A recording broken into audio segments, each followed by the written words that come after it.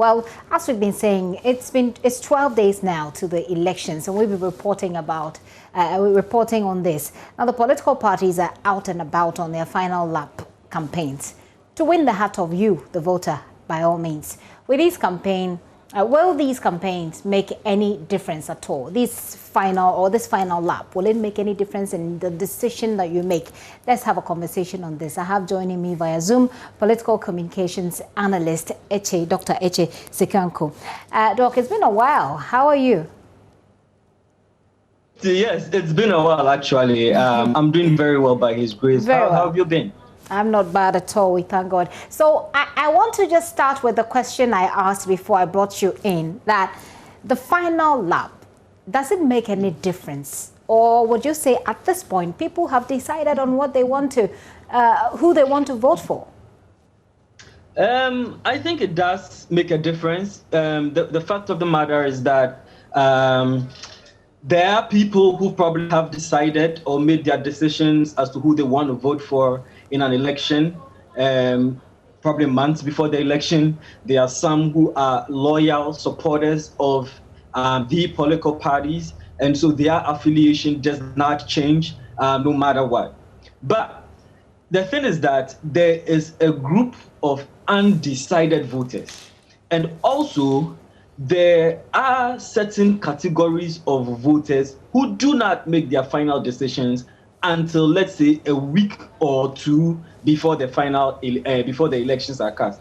These are the people we call the late deciders, right? So yes, to answer your question, it does matter for the final lap of the campaign, because there might be that 5%, sometimes 10%, or there might, because we are talking qualitative, even if we forget about the numbers, there might be a certain group, who and listen, because of my political analysis, sometimes I go out there and I try to talk to people. Last week I was in Duayao in Kwanta. I was there for work reasons and other personal reasons, but I took the opportunity to talk to people on the ground. And quite a number of people are ambivalent about this election. It is either they're not going to vote or they do not know who to vote for. I'm telling you. So these last few weeks are critical for these late deciders or these late voters. Critical, you say. Well, we can imagine how the strength and whatever it is that they've put in, you can imagine. When you listen to our correspondent, Elton Brobe, 3 days here, 3 days there, they're moving from the Greater Accra region to Ashanti region to Western and then to Central. That's pretty hectic. What typically goes into the messaging, the political messaging at this point? Good question. I think at this point, the message that they want to the message that they want to send out is what we call the closing argument in political communication. So that's your closing argument. The closing argument is, what is your argument, or what is your raison d'etre, your reason? So like, what's the crust of the message so far? Exactly. Thank you very much. What is the main reason why people should vote for you? In Trido saying, so you have to go out. I think in the last week, that's what people are doing. If you want to summarize your mission statement, your vision for the country, how do you summarize that in a sentence or two, or in a very simple poster, or very simple WhatsApp message, or in a very simple billboard, or in a very simple speech, or in a very simple video, or in a very simple Facebook post? And we should be monitoring the Facebook post or some of either the influencers or the social media communicators or the party communicators. You would have a sense. You normally would get a sense as to what the closing argument is, or what their argument for voters to vote for them would be. And so when you go out there, you listen. You played a couple of clips with Nanadu and John Mahama, and you get a sense. If you try to do the speech analysis, you get a sense of what that closing argument is. The closing argument answers what we call the question of the election.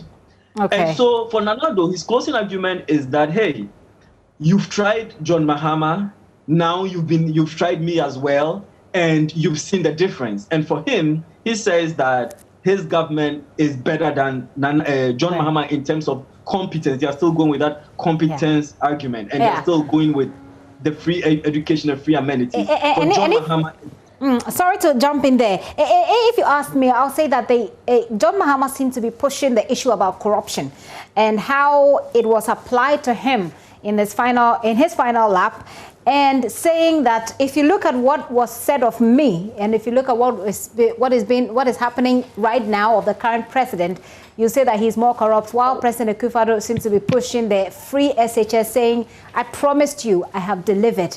So you should look at me. I want you to comment on the final lap, the things that they've been saying, and whether you think that will change the minds of the undecided voters you talked about. Do you think? Yeah, no, you're definitely right there in terms of what that closing argument is. You realize that in the last couple of weeks, the framing of the argument for JDM on the NDC side, and you got that right, was that you guys said we're corrupt. These guys are more corrupt than we are. So go come back for us because you don't want to vote for them to come back to perpetuate all these corruption deals. And so that really is where he's going with. And in the parlance of Ghanaian politics, corruption is a big decider, is the big break. Honestly, anytime a party ends up being tagged or being successfully tagged with the corruption mantra, it means it's bad news for them. And they've tried to do that with the MPP. It hasn't really stuck, but I think it's beginning to stick in these final weeks, honestly, especially with the resignation of Martin Amidu, the Chapa deal. As far as the public framing of it is concerned, it is beginning to stick. Also, so there's probably some movement there. And then on the MPP, I think I already talked about their side, the free education, the amenities, the competence, and all of that before the comparison of records, before you had jumped in. So I think that's what it's going to be. Now your question is it going to convince the voters? That's always hard to say, but this is what I can say to that.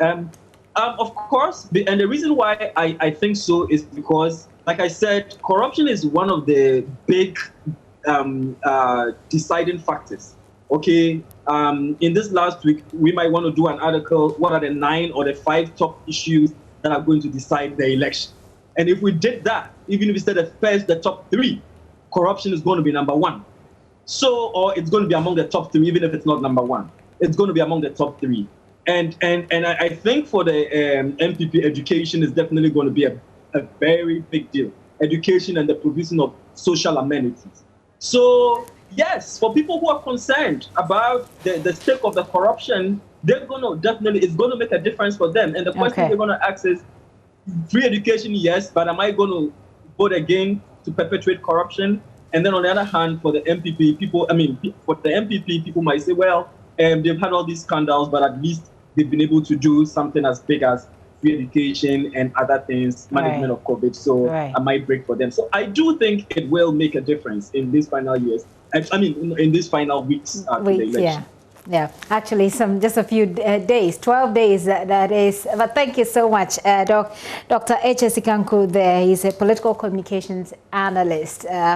The final lap, he says the politicians are making their closing argument and there is a group of undecided voters to be targeted. We'll see how that goes. It's just 12 days.